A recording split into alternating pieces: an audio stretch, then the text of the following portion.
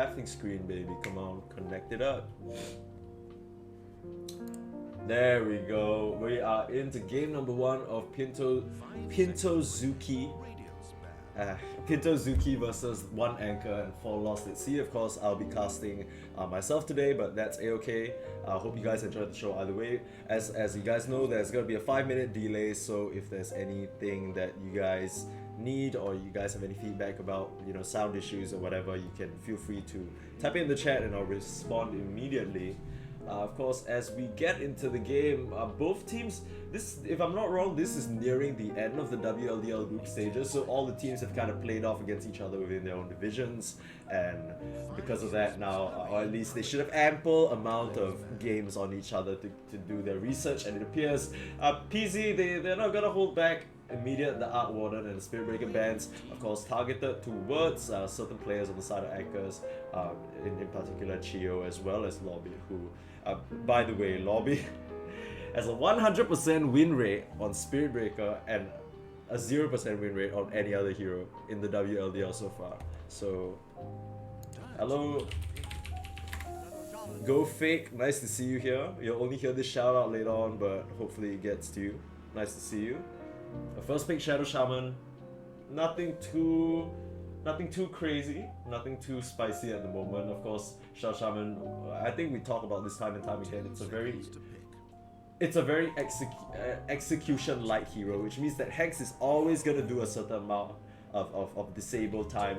Same thing for Shackles. Speaking of stable though, we already see the Mars Hoodwink most likely gonna be off lane, answered immediately by a Weaver. That's pretty curious. That could go into the 5 or the 1, which we've been seeing a lot of. Bugs are just, you know, very strong skill right now. But Mars Hoodwink, this looks to be what the off lane will be.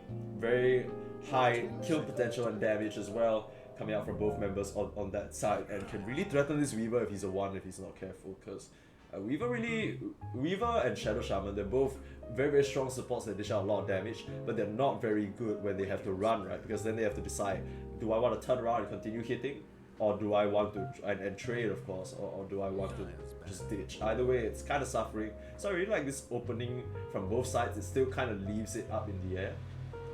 Queen of Pain and Void Spirit bans, mid-targeter bans from PZ to continue the trend, and meanwhile on the Anchors, it looks like they are favouring the carry bans after taking out Odie and Tinker early on, just maybe heroes they're not very comfortable playing with. They ban out the Ursa to probably secure the Mars lane, and the PL as well.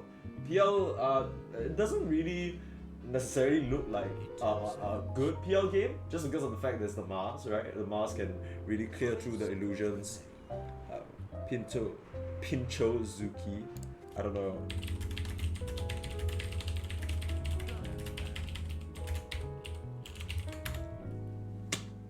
Okay, yo, hello Commisso. Nice to see you guys here. But yeah, so it's gonna be a Drow Ranger ban. This is something Chio has been spamming, I would know, because unfortunately I played a bunch of games with his Drow. Very proficient on the hero is Chio. 5 seconds. Hurry. Okay, we'll have to see how it pans out. Because first, the opening doesn't really tell us much, right? All we know is maybe Anchors have a bit more telegraph draft, where it's very clear what they are, where this is going, right? Careful for the mid ogre from Chio. Haha, I'm the captain of the team. Yeah, I recognize your name, man. Okay, I will pronounce it as you say then. PintxoZeuchy. I know the Zuki part, but I'll still PintxoZeuchy. But yeah, I'll take your word for it. Careful for the mid ogre from Chio. I don't know about that one. My friend. As we see a Terribly ban out as well, really not wanting to play against the Illusion Cause. Of course, I mean, a Drow ban kind of protects a Terribly pick as well, so I'm not all too surprised. Although, I don't know how Terribly really fares up against Mars, because I feel like Mars just can really deny that hero with Arena. Number 1 rule in life, don't listen to bananas. Okay, I will keep that in mind, my friend, but yeah. So do let me know if the audio levels are okay and if there are any issues with the stream, and then I can try and fix that up immediately. As for the anchors, going to the second phase now, they are trying to figure out what they want to pick next. Most likely, it's getting a bit tough, right? Because on one hand, you want to pick your, okay, it's going to be a Jakiro, so another stable hero for their side, answered immediately by the Centaur. That's going to be the position 3. Centaur is an interesting one because you can't exactly stampede out of Arena, but it makes sense, and the speed at which they picked it makes it seem like this is something that they already wanted from the get-go. So this is quite an interesting answer. Usually you see Centaur against very strong single target spells that you know, offer no repositioning because you can just ditch out of it, right? So maybe it ties into the game plan. I'm not really sure at the moment. It doesn't necessarily line up very well. It's Shadow Shaman and Centaur, not really a lane combo that I think about. Weaver as well, not really something that goes very well, and already has the Shukuchi move speed. So I'm interested to see what they think the Centaur is in answer to, or maybe it's just a comfort hero, right? Maybe it's just a comfort hero. Ooh, and a Viper as well. That is a strong laner if I've seen one. So that is likely gonna be the mid and the off lane combo. We're gonna have to see what the anchors answer with. There's not a lot that beats Viper in lane. There really isn't. And Cat puts Chio in a rough spot, right? Chio, the mid laner, and the captain, of course, already has the Spirit Breaker, or rather, already has the Arc Warden, Void Spirit, and the Quad banned out. So we gotta see what's in the tank left for the anchors here. They're currently missing their position 1 as well as their position 2. Unless they do some crazy Mars flex, I don't even know what that would look like. But another understated thing is, I don't know whether the anchors would have picked Viper because I don't know whether it fits their draft necessarily. But it would also help out a lot against the Centaur with the break, of course, from the Nether Toxin. Speaking of the Nether Toxin, that of course in turn closes out a lot of different picks as well. So something that comes to mind, I can't really think of anything that comes to mind that Viper counters out that, you know, would okay, so it's gonna be a Clinks. I haven't played enough Clinks to know what the matchup is because it looks like to me you can kind of get overwhelmed. Although the Shadow Shaman right now, that alongside the Hoofstomp is their only disable, right? So you're playing the Clinks, you can play very slippery, you can kind of get out of tough situations, and you can stand 1-to-1 and man fight the Viper at every stage in the game. So I like this pick. It helps them kind of get out of sticky situations. Going Invis also just removes the bugs if they don't have vision, and lanes decently well into the Centaur, just because even though you're copying the return damage, you're doing a lot more damage back to Centaur himself. Now, Jakiro Clink's good. It more or less is the safe lane, right? Because I don't really see this going mid. You kind of get outlaned early on by Viper, unless the Viper like just fumbles the bag real quick. Last picks on both sides gonna be the carry and the mid respectively. I'm just curious about this PZ draft because I don't hoodwink Mars lol. Doesn't that look a lot like Analog Star? Commisso. Commisso, are you Batman? Or are you... Doesn't that look... Yeah, it does look a bit like Analog Star, yes. But they are learning something from Playbook. If I'm not wrong, Lobby has been learning his, like practicing his Mars for a bit because, you know, playing like just the hero is not really... Or at least just playing a single hero is not necessarily the best. Let me just ban real quick. There we go. But yeah, he has other heroes and tanks, just a lot, you know. So Mars is, I think, something that they haven't trialed out yet, so that's something we're gonna do.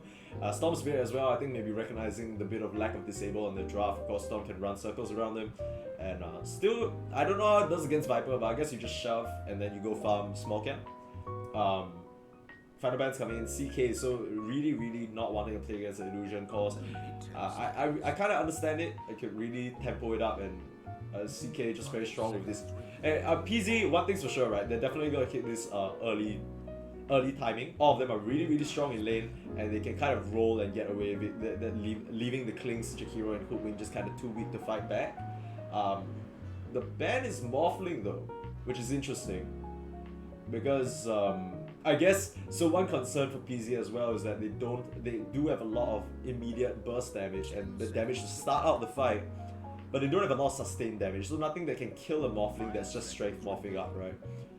So maybe that is their concern, but I'm not really sure whether Morphling would have been the pick here because it feels very linear, right? If you pick Morphling and Klinks into a lineup, who is supposed to be doing things? I guess you can rely on Mars and Hoodwink, but you basically have last pick to decide which carry you want against this matchup, right? So it kind of puts you in a good spot.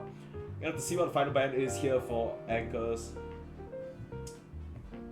I'm just curious as to like how they're gonna lay, because I'm pretty sure the Weaver and the Shadow Shaman are supports, right? But right now it's kind of tough because which lane do you go to as the Weaver? Because I feel like both lanes that you go to, you just kind of either get clicked down by Jakiro and Klinks, or you get kind of just harassed by Mars and Hoodwink. And yeah, it's pretty interesting. It's gonna really test the Weaver player as to how they kind of position and weave their way around the lane. Yeah. Still a lot of reserve time in the tank for PZ here, so they can take their time with this last pick. I'm sure they'll want to anyway because it's a bit of a tough spot.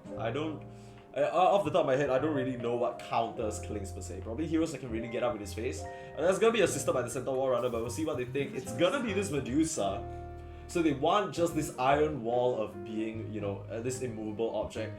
I don't know how much I favor the Medusa against Mars Hoodwink because Mars Hoodwink, Jakiro especially, because these are all heroes that offer a lot of low committal kind of control, right? So Mars and Hoodwink and Jakiro, they can kind of throw out the spells from afar, but I guess that's where the Centaur Wall Runner comes in to hopefully get this Medusa in a good spot. They're gonna have a meat shield. They don't really have the disable that I would want from I don't know, they don't really have as much disable as I would want, and maybe this is something they could capitalize on the last pick.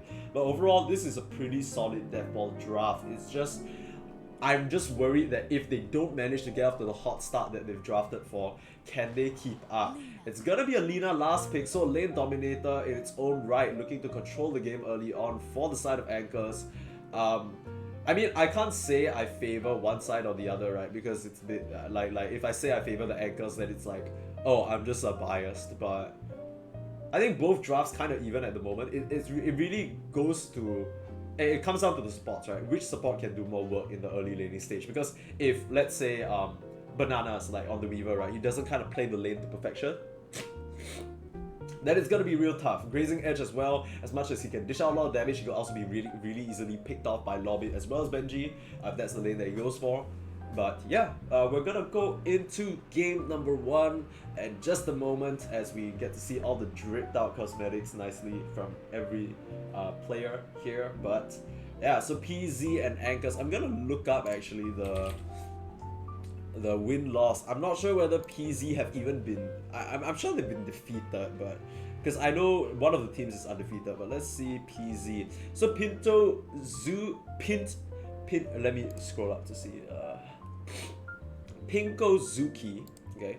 PintxoZeuchy are currently 6-6, so they're completely even right now. They've won as much as they've lost or tied. So 2 series won, 2 series lost, 2 series tied. And as for I'm about to sneeze. Excuse me, everybody. Where is one Anchor? Yeah, one Anchor are currently 4-4, so still missing out one of the games that they played. They've won 1 series and tied 3 series. So we're gonna get into the first game here. Oh man, am I really gonna start sneezing now? That's very unfortunate, but ooh. Okay, so game number, let me change up my settings real quick. There we go, all nice and smooth as we get into game number 1 of PintxoZeuchy versus the Anchors. We have Grazing Edge over here. Let me introduce the players, of course. Voice line's already coming out, so you love to see it. With Grazing Edge, it's gonna be on this position 5 Shadow Shaman, it seems, with Mort. Happy birthday, shout out to Mort. Happy 35th, if I'm not wrong, on this Medusa position 1. Of course, we have Pony Ride on the mid Viper as well. And in the top side, we're gonna have Bananas looking beyond this position 4 Weaver, already getting the early wards down. Very nice. Team Tickle's voice line, that's not something you see very often. And last but not least, of course, we have Savage Bastard on this Centaur Wall Runner. Of course, on the side of the Anchors, we have Ao or Sen on this position 5 Jakiro. He's going to be carried by Rufio on this position 1 Klinks. Chio the Strange is going to assume the mid lane role with the Lina. and Benji is gonna follow up the rear with position 4. Last but not least, of course, we have the man, the anchor himself, Lorbit, on this Mars. We're gonna see, I believe this is the debut of his Mars, so we're gonna have to see how he kind of busts it open for the squad. So excuse me, sorry everybody if I'm like kind of sneezing a little bit, you know, it's literally in my day. If you hate it here, I'm sorry about it, this is what you get, but... And so it begins. Trading standard 2 for 2, no big deal. Oh, hang on. Bananas, what a beast. This man just looped all the way around to get this. Man, snatches it right under the nose of, I believe it was Lorbit and Benji there, so a bit of a feels bad, but you know, it's just bounty, not the end of the world. Of course, the main matchup that I'm gonna want to look at is this mid lane, right? Because Lina and Viper both lane winners, and of course Lina outranging the Viper, so really can kind of snowball and be put into a good spot here. We're gonna have to see how he plays it out though, because like, even though you have the attack range advantage, right? As soon as the Viper manages to tag you one poison, you can't really stand around and trade. Of course, it's a bit easier at early levels, but yeah. Top tower is under siege. Also, a bit of a weird laning situation already from the top side. Savage Bastard having his creeps pulled back and tanking as well. Al over here, trying to keep the lane in a good spot for us. Oh, but already Banana, such a menace already. Not only killing the courier, but getting a bounty early on. This man, he knows his ways with the Weaver. He's not afraid to dance. Yeah, this is what Weaver really is so good at, right? Just being so pesky. When you're up against a lane like this, there's nothing they can really do to stop you from Shikuchiing in and out. Yeah, sure, you can throw out Dual Breath, but it's level 1 and it's even more resources committed just for a Weaver. No, you want to be harassing this Centaur, man, right? So, already going off to a pretty good start for them. Savage Bastard, for him, once he gets those higher levels up in Retaliate, that's where Rufio and Al, they're not going to really have a good time harassing him. But as I missed First Blood already, Lorbit getting killed, not really the lane that you would expect, but I guess spells coming out and hitting level 2 before they hit level... Yeah, so it's a level 2 power spike as well. Medusa not really a lane that you expect to kill, but obviously a bit unfortunate there. It seems like maybe just getting the spells off on him out of position and Benji not having the level 2 pushback to try and save him from that situation. Very nicely done from the bot lane of PZ there.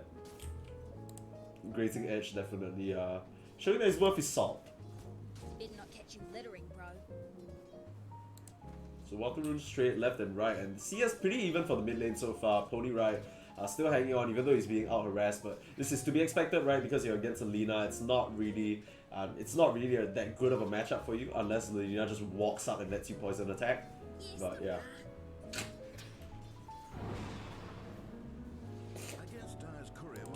Benji being bitten back, but okay, looks like they tried to make a pull happen here, but oh no, not again! Bananas! This man, an absolute menace right now. 3 sentries killed at this point, and just laughing. At a certain point, you kind of just gotta like, maybe if you're Al, you just tank the gank and like, you just die, right? So you can go back to base and pick up those items, because this is not sustainable, man. This man, he's just such a menace. They're trying to harass out the Savage Bastard, and it looks like, yeah, maybe you get my couriers? 2 times even? 3 times? Yeah, okay, we'll just trade it for your off laner. They managed to get the kill off of the Savage Bastard, of course. And that's a really nice little trade-off kill for them. Centaur definitely falls into the school of off-laners where the more they die, I mean, there are some heroes where it doesn't really matter how much you die, right? Like, let's say if you're playing a Necro, yes, you can still kind of try and farm up and then get to that point where you do your job. But Centaur definitely in the school of off-laners that gets really oppressive if he survives the lane and just can stand there and just be that meat shield, right? If he's just reduced to a blink stun, then that's where he kind of has a really difficult game to play. But of course, 1 death, not the end of the world at the moment. Savage Bastard, I'm sure that he can try and farm his way back into it. With high levels in Retaliate, of course. But already actually in the bot lane is Lorbit falling a little low, shackled up, but interrupted by the bush where it's a bit too late from Benji though. And Lorbit's gonna fall for the 2nd time in the bot lane. It's not the start that you want from your Mars. Especially not against a Medusa, because not really a lane that you think would exert a lot of pressure. Oh, shackles, cancelling it, grazing edge. Not letting it commit too far. Can respect it. And then the lane's just kind of going into the favor of PintxoZeuchy earlier on. So unfortunate, but...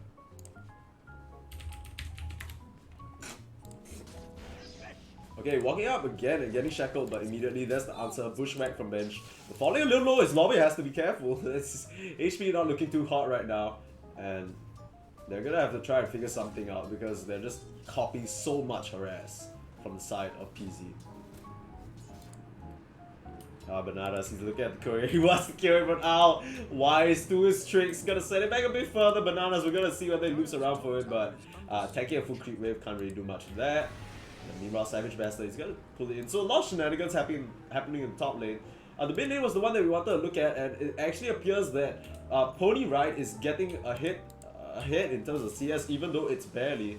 Denies as well, 28 to 5 to 26. Of course, it's not a big of a deal, but Lorbit again in the bot lane. The Mystic Snake just maybe doing a bit too much, and Grazing Edge showing how position 5 Shadow Shaman is done. And you know, not really the position 5 that you're expecting, right? Because can get bullied so early on. But I guess it works in a similar vein as an Ogre, where it secures this weaker laner. But I mean, the way Mod is playing it doesn't look weak in the slightest. Benji might have to be careful with Grazing Edge. Has the Tranks, could just roll up on him, shackle him, and it's death. Spear away from Lorbit, but now Grazing Edge forward with the shackle, and here comes the Mystic Snake bouncing. Oh, 37. Still has a Fairy Fire to work with, but not gonna need it. Benji needs the dip. This is where Savage Bastard starts to get scary, right? Vanguard completed in a blink of an eye, and now Clinks. You can't be auto-attacking this Centaur. It hurts you more than it hurts him. So things looking all the way up PZ right now. It's gonna... I think the onus is really gonna be on this Mars, right? Once he hits level 6, it's kind of looking like a struggle at the moment. Once he hits level 6 with the arena and along with Chio, I'm gonna be looking for them to try and make something happen. So harass coming out, Savage Bastard. Nothing much, such a tanky little Centaur, 1.3k HP already at level 5. It's not easy for them to work with. Bananas looks like he's gonna try and get another ward behind the creep wave to try and snipe out some couriers. I'm gonna say, I'll spot it?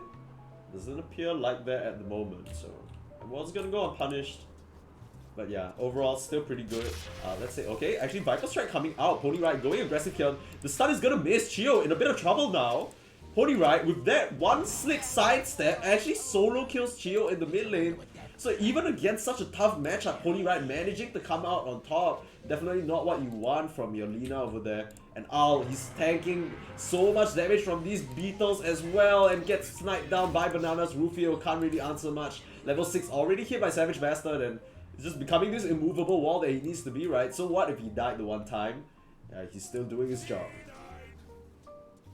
PZ firing on all cylinders right now.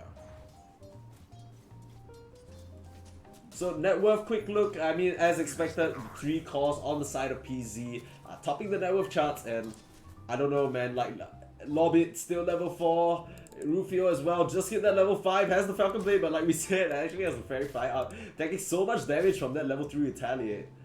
It's not looking pretty for them. They could very easily dive this Clinks if he's not careful. And here comes the Beetles. Doesn't have a value point in Skeleton Walk, so could be a bit scary if they just walk up to him. All eyes I mean, I feel like I say this quite a bit when I cast the Anchors game, but all eyes really gonna be on Chio this game because he needs to make something happen for his squad right now. Mars still a ways away from level 6, and even then Medusa, so many stats in her back pocket that I don't know whether it's a kill. Of course, they're gonna need mana as well that's constantly just being sapped away by this Mystic Snake, level 3 now. So, not looking too hot for them.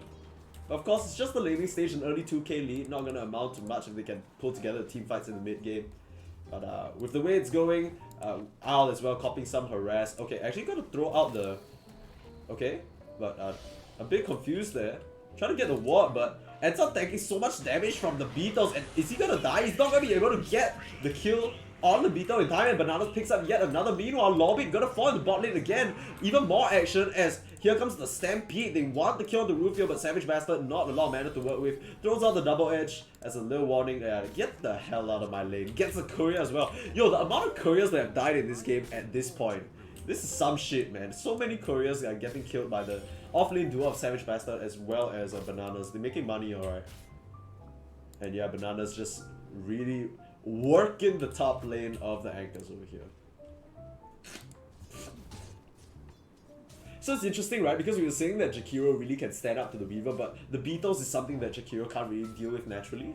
And Rufio, he's a Clinks, right? So every auto attack that he wants to be pumping out, he wants it to be a searing arrow into the center or into the Weaver. He does not want to be wasting his precious auto attack time hitting bugs.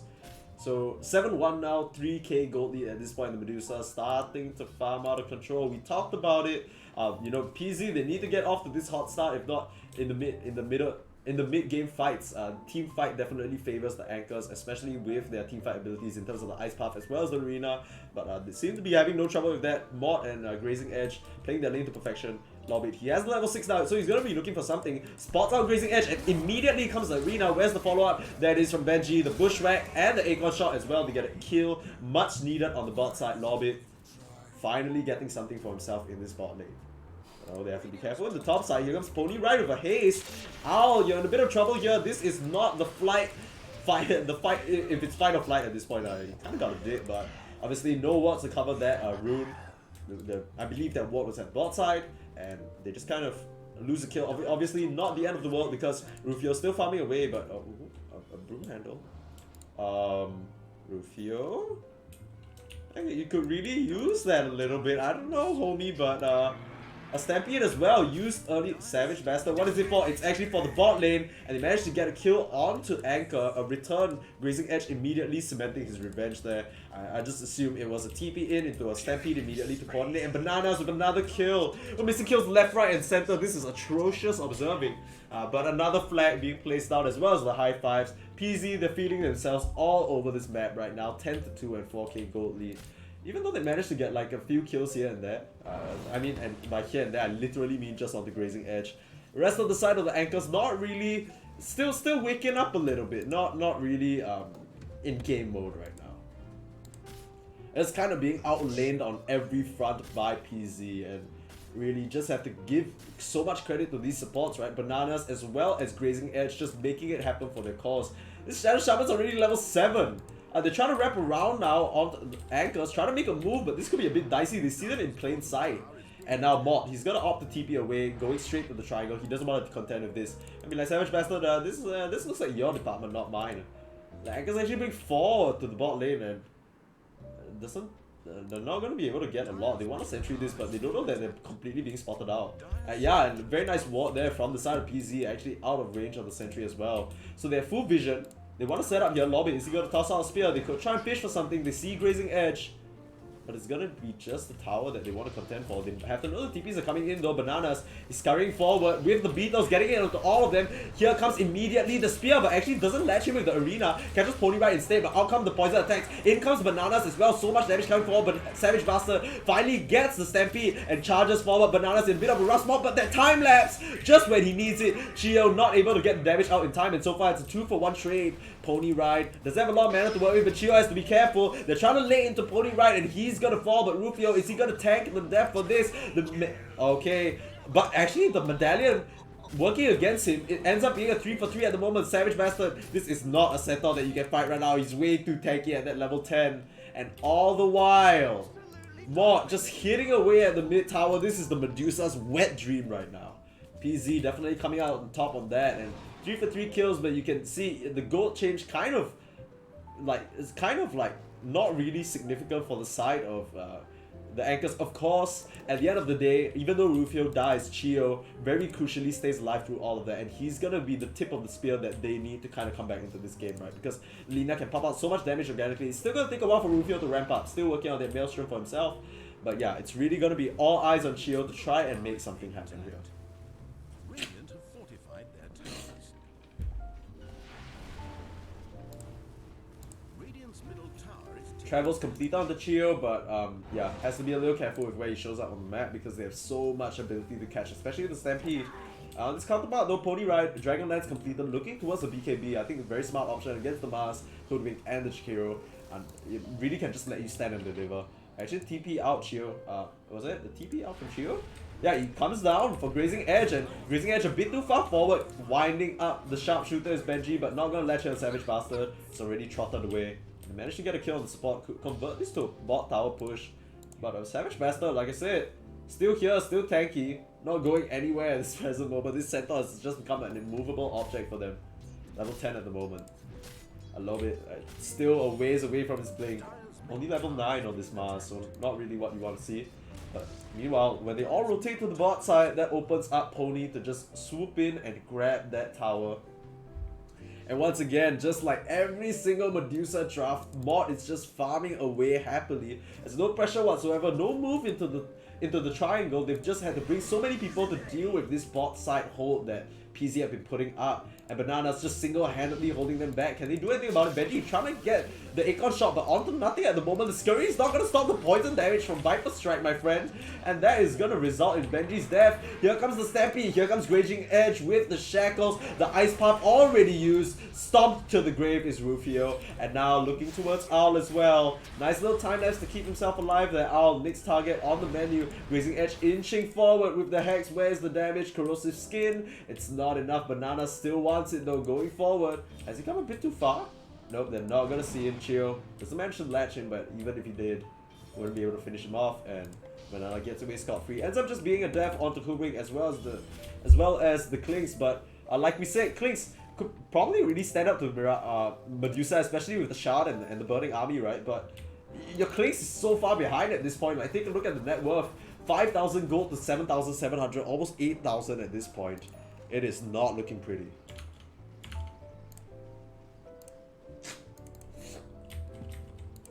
So once these BKBs get completed on the side of Pony Ride, at least it's gonna look really sad. Blink already done from Blazing Edge, so they could look to smoke up and try and get a pick off here.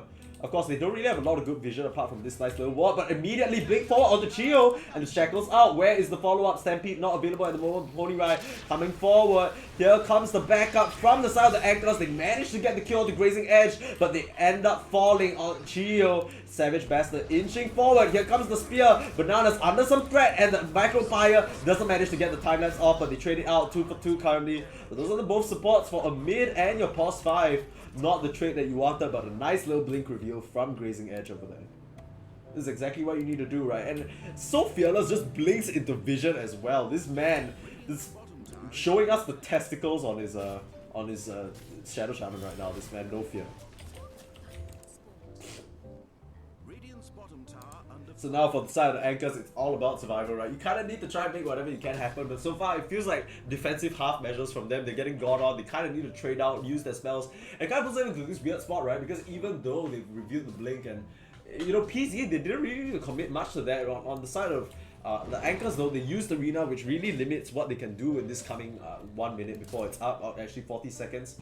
But Blink actually not opted for. It looks like Mars has sort of changed his mind and is going towards the Yules instead. So interesting little pick up from him.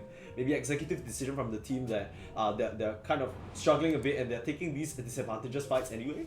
So they want the setup, they favor the setup and the disable instead. They have Ice on Savage Bastard here. They should see Bananas in a moment. That's actually gonna be Rufio once again caught up in the top lane. Grazing Edge putting this blink to work.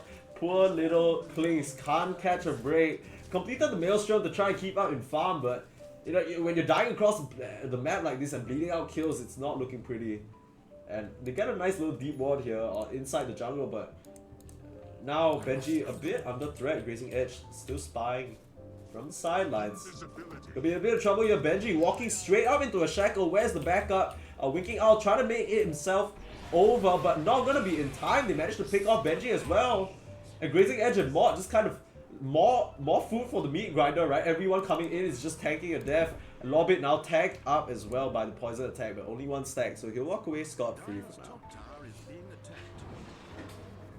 And Anchors, okay, Chio in the mid lane, trying to push out what he can. Not going to be really under any threat from this Centaur once the stomp is done. And Savage Bastard as the wave goodbye as Lina just makes his way out. Bananas though, getting tagged up by God's Rebuke, but Beetle's forward lob. It could be in a bit of trouble here. They have the blink on Centaur. Have to be careful here. That's just a 2v2 situation for now. The blink being cancelled out by the Dragon Slave. Absolutely perfect indeed. Savage Bastard, not what he was looking for, but probably for the better, because if he committed there, could have been a bit of trouble if they had people waiting in the wings. But the Anchors, they hold on. They end up losing their top tower to the Serpent Wards though, and top side not really one that they want to contend with anymore. They've already kind of died quite a bit in this area. A lot of their control is in the bot side, so a bit these wards are a bit confusing to me because it seems like they want to play bot side, but they still have yet to take this tower, which I feel like is very crucial. Should have dove on the centaur and used everything. A level 9 kill is huge for the XP. Yeah, maybe so. Like I feel like they can definitely take down the centaur without any help on their own side. Rufio is coming forward, but it actually gets dusted out. Has to be careful here. It's nothing but the auto attack. Here comes the Stampede. Rufio here, there's a bit of trouble. Pony right with the Viper Strike as well. And this Clinks is gonna die at this point for the 5th time. This is your hard carry, man. How, and Tips coming out already. They're sparing no mercy onto this poor little Clinks. All the anchors can do is farm away on the other side of the map. Now, they could be looking towards Shield, the Blink 4 as well. Grazing Edge lashes it perfectly. Has the BKB, but doesn't want to pop it at the moment. Might be forced to, but might not even have the chance. Shield stomped down, chain disabled, and the backup from the side of the anchors not in time. Now, they need to run themselves. Benji being chased down. Bananas, what do you have to cancel? Oh, Grazing Edge with another Blink and a Hex. This man just does not stop. Lines him up. Dinner is ready, he says. Serves it on a silver platter. Nicely done for him. Really putting on a masterclass on these supports. Bananas as well, giving the vision for the jumps, and now running forward fearlessly into Owl, knowing that this is Jakiro. There's nothing you can do to me, homie. Savage Bastard inching forward. Jakiro has to be careful here. Owl, he doesn't want to get picked off yet again. Fortified their towers. He's getting turned from a dragon into a chicken. This is not looking pretty for his pride right now.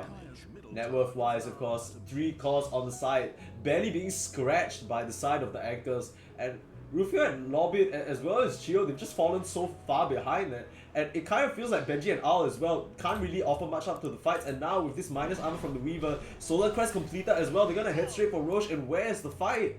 Where's the smoke? It doesn't look like they have anything. Mars still trying to complete his use at this point. And yeah, like Owl doesn't have a single item to speak of. Benji as well, still trying to make his way towards that Aether lens, but it's still a ways away, and Rufio, I don't know whether he can fire at this point. And they're just gonna have to give Roche away. It looks like Mod gonna grab the Aegis for himself, and no answer from the side of the anchors. All they can do is cower in their high ground. They're gonna have to hope for some sort of really nice miracle, like Blink Spear back into tower. But even then, the only person who's gonna present themselves if PZ are playing this right is the Medusa, and I don't. Things are starting to snowball really out of control. If you take a look at the graphs, net worth, oh, the win percentage, 3% for the anchors. It's really going to be a miracle if they can try and pull this one back. And Rufio, he's getting eyed up now. Savage Bastard doesn't have the blink at the moment, but has the Stampede, doesn't even need it. Grazing Edge serves up yet another. Hex, Shackle, and attack down Rufio. That is not where you want to be, my friend. Wants to be, again, being taken down. This guy, just a bit too far on the map, farming in places he shouldn't be, especially this whole map, there's no place that you can be. You kind of need to like farm unorthodox, right? You need to make your way all the way over to the places you have vision so you can see if you're getting jumped. But ends up being picked off. She'll try to do what he can. Nice little DD rune snack could help with the defense here. But I don't know how they hold this off. They're gonna need the macro fire, use the ice paths, actually opting for a pause. So probably a bit of issues on the side of the ankles for Clinks. Yep, probably dealing with something there. But I mean, it's really, at this point, if you're anchors, right, you're kind of looking at each other, you're kind of in the voice chat, you're scratching your head like, man, what do we do about this situation? What does the fight even look like if they try and I don't know, like, what can they do? They need a spear, right? But who do they spear?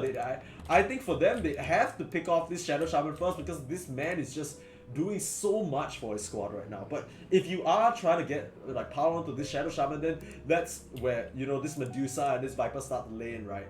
So the miracle scenario that I could see for them is if Lobbit lands a perfect arena that walls out both damage dealers on the side of PZ, but manages to clip the supports. Of course, that's going to require like intense positioning errors from PZ and a really nice positioning and a nice jump, but he has that blink. So all hope is not lost. It's not over just yet, even though it's looking absolutely dire. Once again, win percentage 2% now, going lower as time goes on. But a 23-8 right now, 13k gold lead up. It's not looking too cute for them. Fingers crossed though. It's, I don't know. This is not looking too good. Of course. Let's take a look at the items real quick. Of course, Centaur has the blink completed, working his way towards the heart as if he wasn't farmed enough. BKB now on the Viper, just like we said, now doesn't have to care. And even in that miracle scenario where you wall the damage dealers off, this Viper can just BKB and walk in and start tacking away this poison attacks, stacking the Viper Strike as well. And Beetle's of course such a menace to deal with. Looks like they're ready to go though. This defense, I'm not sure whether they're ready to defend though, as we're gonna hop back into the game and Mod looking towards the high ground of this Aegis now. Nothing to be afraid of with that Manta Star. Serpent Wards being committed, but Macro Pyre in response. Savage Bastard has to be a bit careful though. But here comes Grazing Edge with the Hex. But Centaur just gonna die like that. The disable's just too strong from Chio and the double damage as well. They have to be careful now. Mod under a bit of threat. Falling a little low, but Lobby gonna whip on the arena and the spear now. BKB gonna negate that entirely, and this Mars gonna fall in a blaze of whatever you call that. It's definitely not glory, but he did what he had to do for the squad. Wastes the BKB. And even though it looked like it wasn't going to be possible, they end up holding it on the back of the double damage room from Chio, being able to pop out just enough, catching the Centaur by surprise. Yeah, that just happened. A bit of an unfortunate one, but it's okay. He still can try again. There's the blink. One more minute before they can probably posture and try and push up again. This is where the Anchors need to try and make something happen on the map, right? They don't have their catalyst in the Mars, but they still have to try and make something happen with these wards that they have. They could pick off Mod, burn out their Aegis. Could be really huge for their chances at this game, and yeah, still 2%, not favoring them very much. And yeah, I mean, they still get the kill on the Mars. Once again, the cause on the side of the Anchor so far behind right now, 6k and 8k net worth respectively. I don't know how long it's gonna take for this Klings to be able to dish out the damage that he needs, but it's not looking. I don't know. I just really don't know. He is trying to get some stacks up though, so that's very good for him. If he can still kind of keep this momentum up and get the farm, especially with his Maelstrom, and gets to the point of the Skadi, that's where he's going to be really scary for them to deal with, because he's going to shred through these high HP heroes. Of course, Benji with the Aether Lens completed, is he going to finish it? Or is he saving for buyback? He actually opts to finish it, so there's that. But Grazing, a bit of an odd engage there, because Grazing Edge very clearly wanted to go in on the Mars, but didn't have any follow-up for him. A bit of a weird spot as well, because Savage Bastard was tanking up so much damage. So usually where you would see the Blink Stun follow-up, which is the combo that they've been executing to perfection so far, not there. Not there at that present moment, especially with the mild bit of disconnect. Of course, that's how they're going to be looking towards the high ground right now as well. They're re-posturing for a grouping up again. Of course, still have the Aegis for another 1.5 minutes at this point. So this is where they want to make the moves happen. Mod TPing in, looking towards the top lane now. Once again, going to require a miracle hold from the side of the Anchors if they want to try and do something here. I just feel like there's so many items that you need on the Mars, right? You need the BKB, you need the Grazing Edge. Going to be tagged down. This could be an opportunity here if they're not careful. Ice Path as well, and Lobby in with the spear and the arena. Grabs immediately onto the Shadow Shaman, and this is what we talked about. This is how they need to start the fight. Savage Bastard in with the storms, but Chio taking heavy fire right now. Has the BKB pot, but okay, narrowly survived. So that's huge from them. They get 2 supports at this present moment, and they manage to get away scot-free. Spearing Savage Bastard back in the middle of the tier 4s, but they have to be careful. This tanky Centaur is not what you want to deal with, and gets double edged down by the strength of the Centaur. He has to be careful now. Under a lot of fire, where is the help? TP is there from Chio, boots of travel in, and the latch from Savage Master, as well as the hoodwink from the Aether Lens, managing to turn it around. They wipe down 3, and this is not the high ground push that you want. The Rufio not even done just yet, but they need to be careful. Rufio a bit too far forward. This is how did they see him? A nice little sentry on the cliff, manages to nail Rufio in the back of the head, and it looked like a good fight for once for the side of Anchors, but Rufio dying there puts him in a bit of a weird spot now. But they managed to get that kill. It ends up being a better hold for the Anchors than expected. And they managed to get Chio out of that tough situation. It looked for a moment like he would die, and they didn't have any saves, but nice little arena from Lobby to really set all of that up. And that's just what they need to do, right? They need to get the Shadow Shaman. Speaking of, he has his sights on the Chio. Chio, have you stayed a bit too long for your own good? You have the BKB, could try and get out of this situation, but so much physical damage, you're not gonna survive. Gets melted down, and now once again no Aegis to speak of, but with Chio on the sideline, 60 seconds with no buyback, that's a huge chunk of their team fight and damage gone. PZ, they can look towards the high ground now. Let's take a look at buyback status. Yeah, 500, 600 gold off buyback. Of course, Rufio as well as Benji and Lobbit have their buybacks if necessary, but I don't know how they do it. Okay, they're preemptive dust. I don't know whether that's what I intended to do, but the wave clear. Go Breath as well as the Acorn shots most likely gonna be keeping their tower alive for now.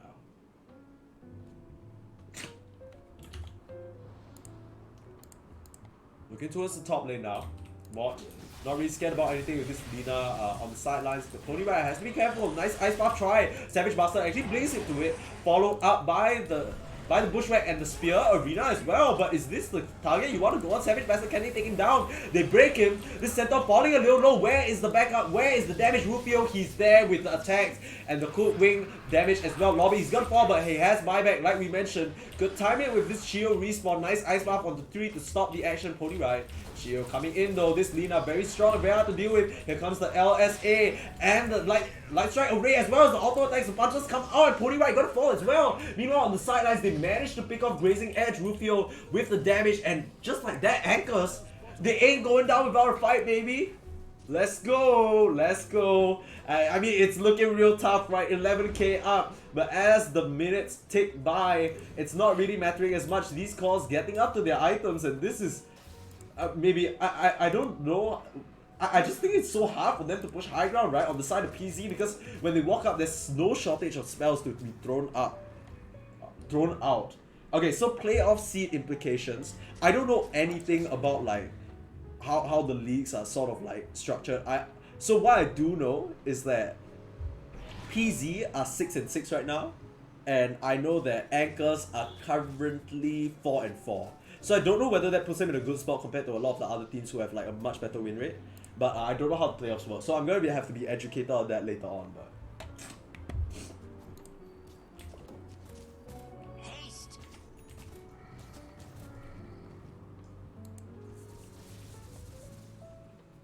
I mean, if you're PZ now, what do you do, right? It's a bit of a tough situation. I mean, like, you try to push high ground, you can't even manage to tickle. I mean, you did manage to get down this tower quite a bit, but time and time again, the Anchors holding strong and holding their base, and it's starting to get into rough territory because and this is where Centaur kind of falls a bit short, right? Because yes, you have the heart, but there's so much damage and spells that they can just throw out to do that damage that they need. And one thing that Anchors don't have a shortage of at this point is damage, and right now Klink's closing in, but it looks like they found out Owl. Nice little pick up for them with the wards in the triangle, probably wandering a bit too far forward for his own good. He gets picked off once again for a Grazing Edge. Grazing Edge really the pinnacle of his team right now. He needs to be able to get these picks with the appropriate follow-up and not get speared and not get caught out, but it's so hard, right? There's so much cancel. There's the spear, there's the LSA, there's the hoodwink, bushwhack, there's the ice path as well. There's just so much that you need to deal with, and that's not even mentioning the Klink's just firing away with his skeleton soldiers, right? Burning army skeletons rather.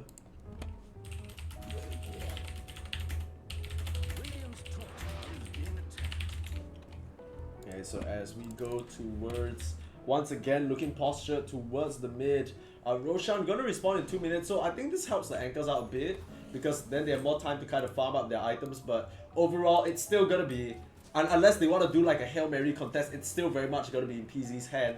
It's just gonna come down once again to this high ground defense, and Medusa really starting to reach the point where she can just like really kill these heroes fast, right? Has the crit stick finished, gonna try and work it towards a Daedalus more than likely, but once again, they do have the counterplay options, right? Like, they can keep this Medusa disabled up. The Medusa not really a hero that wants to go for a BKB, which, you know, we've seen time and time again, the chain stance and the chain disable, so annoying from the side of the Anchors, keeping her hands off them. And they just can't seem to finish off those kills.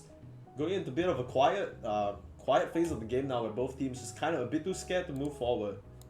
And Rufio has that Skadi completed. So, very scary now.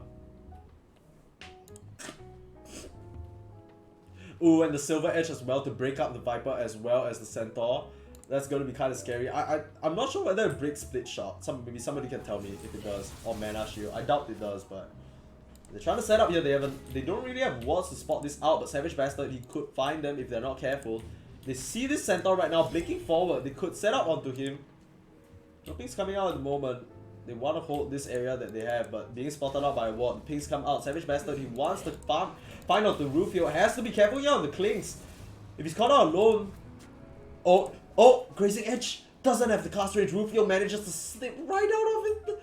Right out of his grasp. That could have been a disaster if they caught out Rufio there. Didn't have mana. Didn't have money for buyback if I'm not wrong. Yeah, didn't have it. Bought out the Skadi, so 100 gold off. Could have been an absolute disaster. Grazing Edge just a bit off the mark there, but not really his fault. Okay, actually catches out Chio a bit too far forward here, but Grazing Edge, is it you that comes a bit too far forward? Now Lobbit spears up onto Savage Bastard, walling out the damage dealers, but Stone Gaze as well, used up by Al, keeping this Medusa unable to hit, but now the damage being dealt in, and it's gonna be Al on the sidelines. It's a 1-for-1 support trade for now, but the buyback immediately. Here comes Chio with the LSA, along with the Laguna, manages to melt down this Medusa, and now PZ, they need to be in full retreat, but the spear back, Savage Bastard to fall as well, and off the buyback of that Jakiro, they managed to pick up this huge Medusa kill, and now the anchors looking for blood. This could be the turn of the tide. Let's take a look at the graphs right now. Falling a bit, it's not that much. Not that big of a deal. Maybe I'm getting a bit too excited, but 9% definitely better than 2 as they start to wrestle back control of the game. Time and time again, you can imagine the frustration on the side of PZ, right? They try and okay, but just nice. Roshan spawns, and this could be the huge turning point if they're not careful. Used up Al, keeping himself alive against this Weaver. Savage Bastard with the buyback in. The stomp off the mark. Not gonna be able to get it. But they're setting up for Roche now with the burning like army surrounding. How can they look to fight into this? I don't think it's a good fight. And Banana already being spotted out. They need to be careful because they have vision around in this area. The anchors, this is a huge sweep for them if they can try and get this Roche for themselves. Could really ensure Rufio or Chio from being put in a rough spot. The Mars doesn't have a lot of mana to work with though, but it looks like they can't contest. And Chio is gonna grab the Aegis. This is huge for them.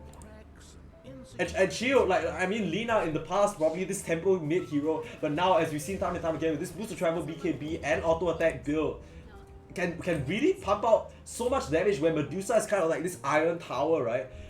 The Lina is sort of a machine gun from even further range, and same can be said for Rufio, right? So it's gonna get harder and harder for PZ to really fight up against this, especially heroes like the Centaur, heroes like the Viper that are so static, they can't really work their way around the intense attack range and the area coverage from the anchors. This is starting to slip out of their grasp, but as I say that, Chio being found out, Grazing Edge has the vision on him, and this could be the Aegis loss if he's not careful, has BKB to work with, and they're all coming forward. That's the Aegis down. Where is the backup from the anchors? They need to get their Lina out of this situation, but can get the BKB out, and walking away now, Spider Legs. That's not how you wanted to spend your Aegis, but I guess it's not the end of the world, but as soon as they get punched in the mouth, PZ punch right back, grabbing a crucial pick-off once again. It's this triangle wall that clues them into where this Lina is about. And they managed to get a nice little pick-off on their Aegis, essentially negating the advantage that they could have gotten.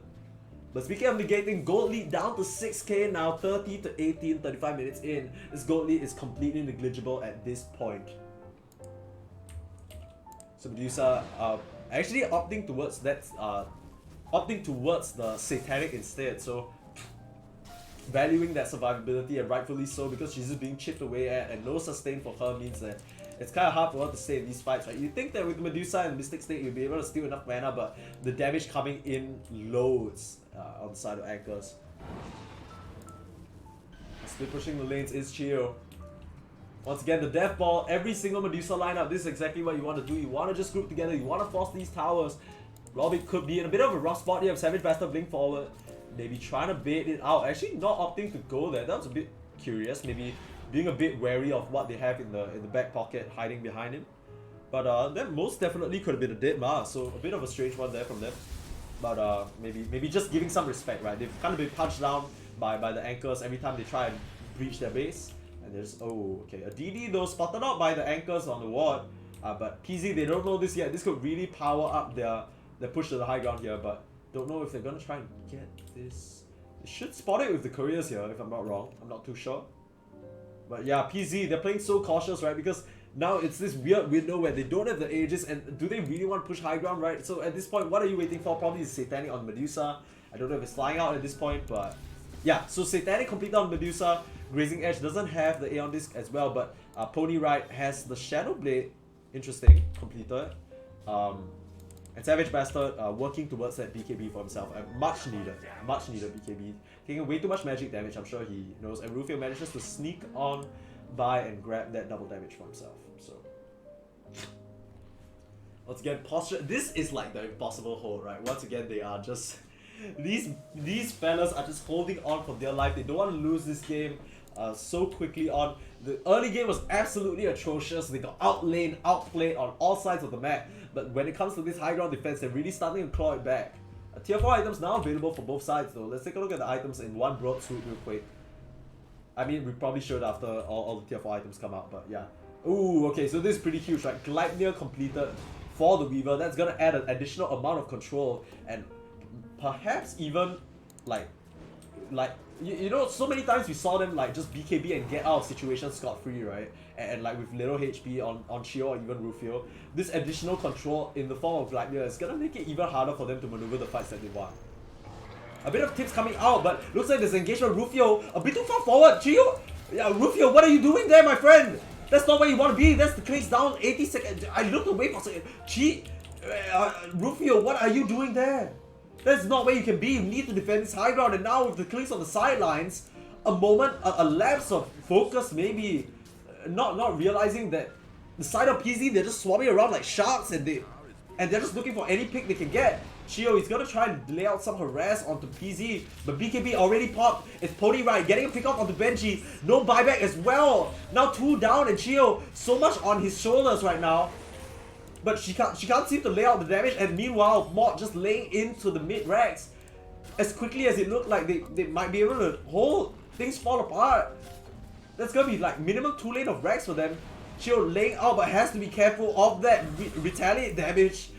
You can't underestimate this. Sent out the Blink 4 and the Stomp slightly off the mark, slightly late. But here comes the Liquid Frost, here comes the Arena and the Spear. Where is the backup? Grazing Edge wants to come forward. The Stampede as well, keeping himself alive, but the Arena gonna expire. It's falling a no now. Ice Path a bit off the mark, the Spear away.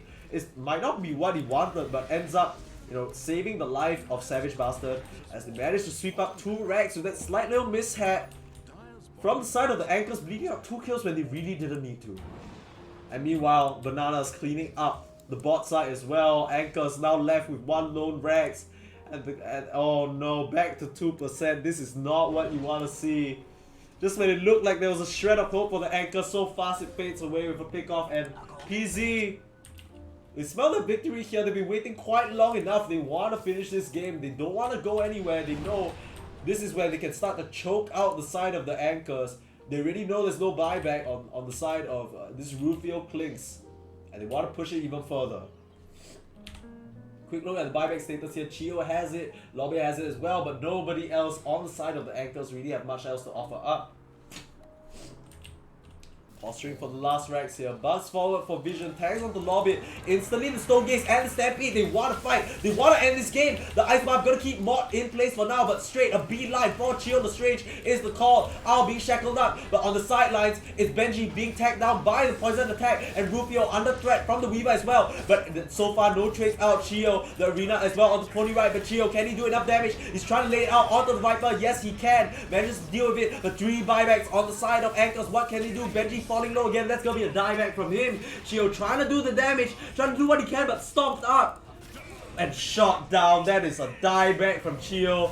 And what an unceremonious way to end the game. That is a GG call, and just like that, just when it looked like the Anchors could claw it back, one fell swoop from Savage Bastard, leading the charge with the Stampede, in with the Stone Gaze, and PZ, after a long kind of hold from the Anchors, they managed to take game number 1 in convincing fashion.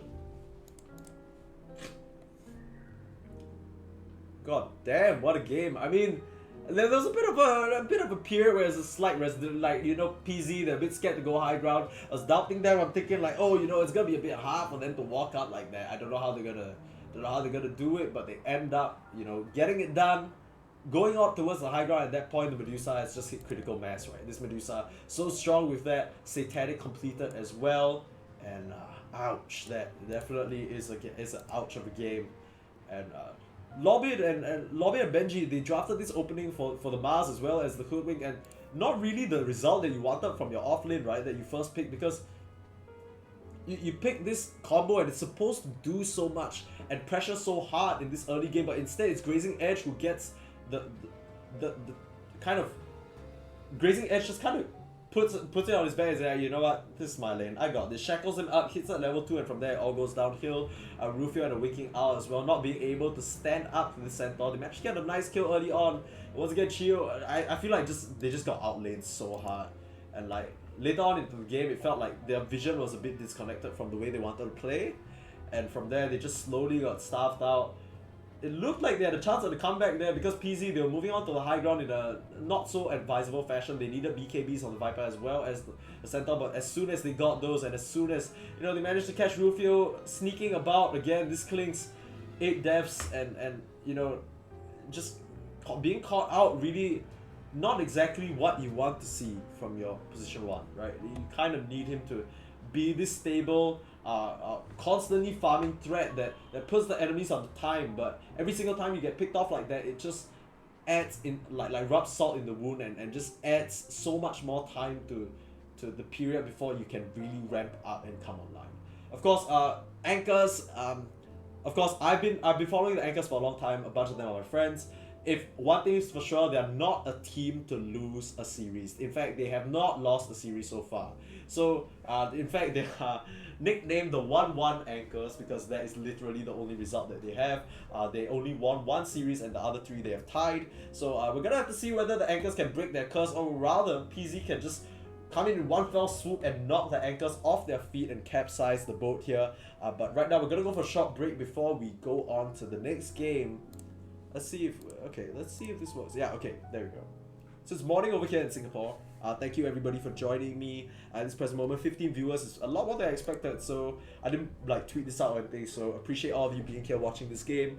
Of course, I'm solo casting at the moment, so I hope that it's not too unenjoyable for you, but I hope that you guys are having a good time. Smile.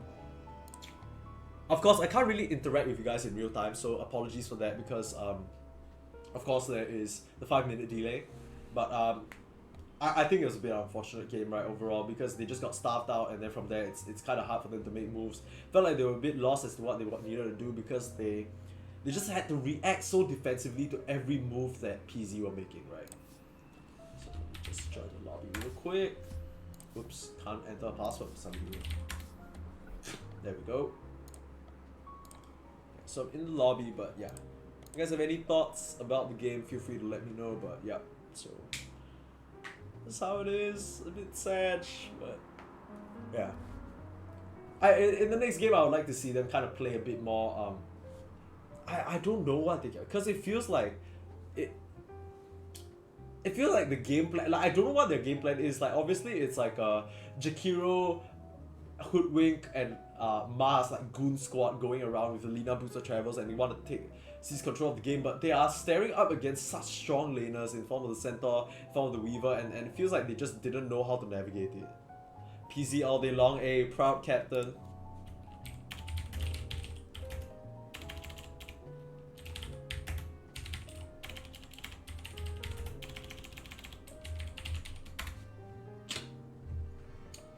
Yeah, so apologies that I can't interact with you guys in real time, but I'll try to make it up by, you know, typing in the chat and all that.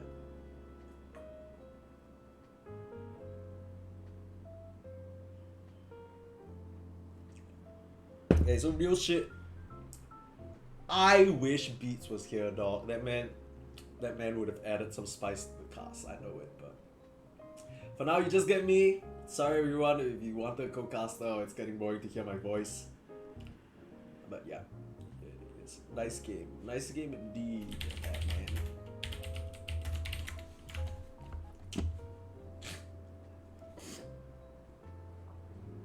Cool to see the analog fellas show up. And I didn't know that I didn't know that your last name was Komiso. Is that what I said, right? I don't know if I feel like a proud papa. Love to see it.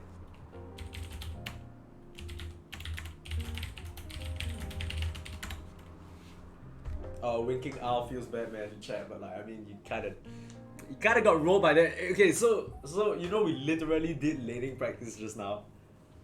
And that's how much a Weaver can fuck you up.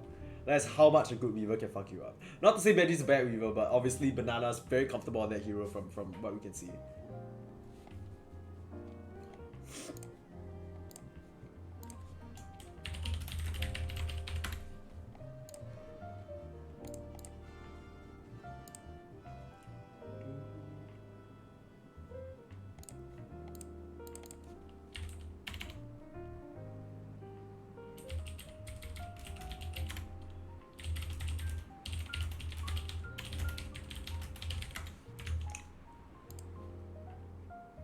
Alright, let me turn up the jazz, my friends. This is my shit. Anyways, thank you everyone for joining me at this point.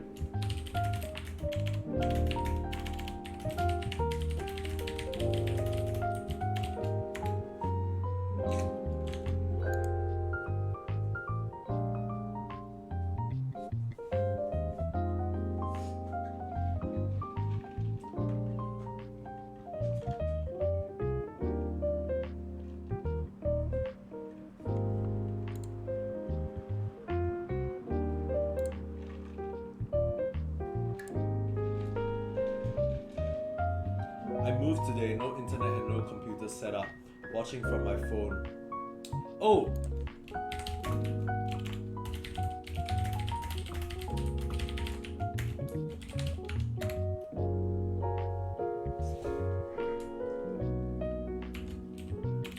Oh, you guys are so sweet, man. You guys are so sweet.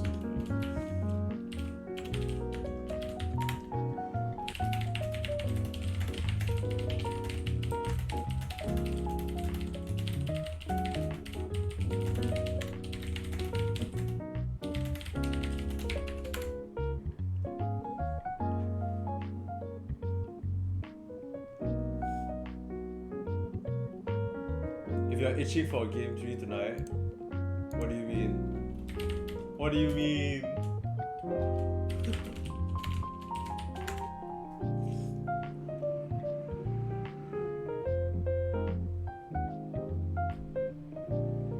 Everyone buy 100 subs? No, don't.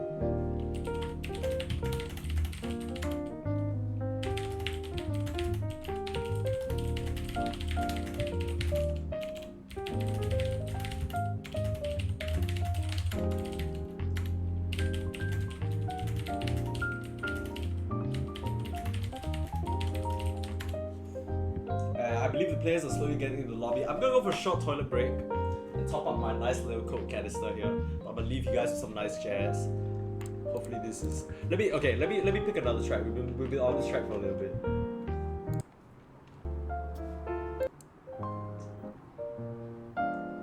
Okay, let's do this one. Okay, be right back, my friends.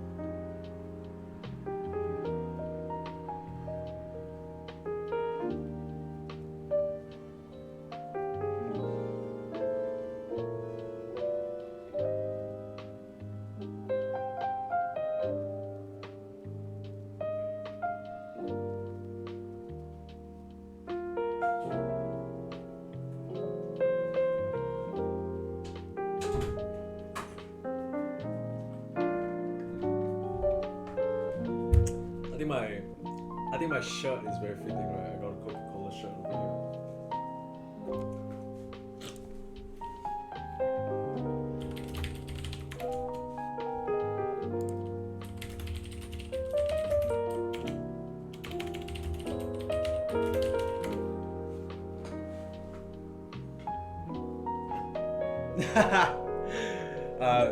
I can send you a screen replay file from last night. That game was bananas morning.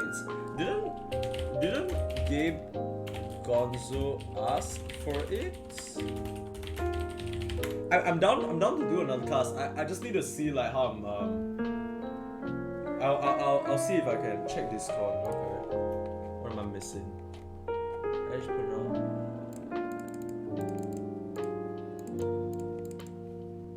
Oh, what is this?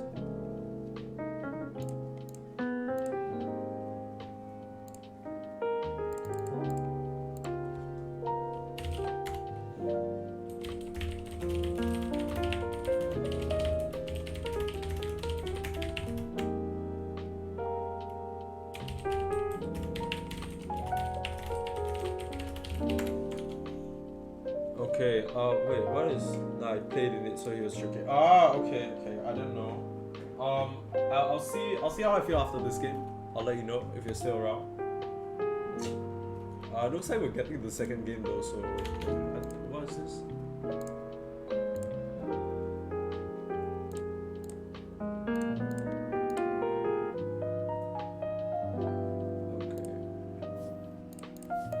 Wait, what's going on?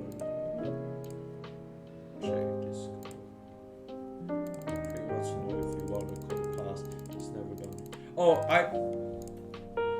I would love to, but probably like not now, cause like I would like to like set it up properly. This feels a bit rushed cause they're starting. I think we can. I wouldn't mind.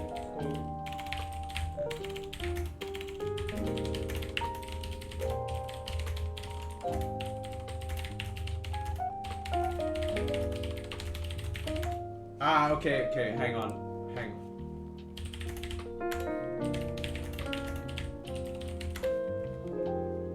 Okay. I think we have time. Come.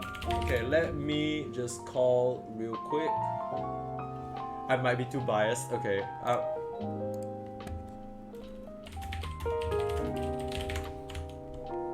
Hello? Hello? Hello, thank you. Hey, hello. Nice to have a voice to the name. Go Fake. This is the first time talking to you as well, right? What? This is the first time that we are speaking, I believe. Yeah. I've been too nervous to join with the. Don't. Okay, I didn't. The games. Right, I didn't want to necessarily. I wasn't like trying to like stop you or anything. I just like didn't want to like you to rush into it or anything. But I don't mind. I'm glad you joined me. Okay, so I need like a minute. Give me like 2 minutes to... Okay, I mean... I think 1 minute for casters. Sorry. Okay, yeah, so I can stream actually... Whoopsie. Okay, I can actually stream on Discord what my in-game feed is, so you can see what I'm looking at when we're casting. So I'm just gonna do that. Oh yeah, that's perfect. Yeah, then I so get screens. yeah, don't worry about it too much. We just chill here. I'm just gonna like try to do play-by-play for the most part. So I'll leave you like in between like important fights and all that shit. I'll leave it to you to like you know, chime in with whatever you want to say. Just feel free to come in and yeah. Casting is fun, man. Casting is fun. Yeah. Do you have like a social? Do you have like a social media page that you want to plug, like a Twitter or like anything? Cause casting with Go Fake. No, I'm good. Okay. Okay, I'm just gonna put your name in then, so now people can actually have a guest. Feels good, man. Exclamation mark guest. There we go. Do you see the chat? That's you, baby. Let's go. I don't know if you can see it, but Maybe. Go Fake. Did the whole of Analog just get on Dota? What the fuck? Yes, we're here to cheer you on, man. Oh, feels good, Got man. your back. Analog. Nice to see some solidarity within the WLDL teams, actually. So cute, like that everyone's like getting to know each other and stuff. Instead of like, really nice. It's been super fun. yeah, I mean like it could have very easily been like everyone's trying to like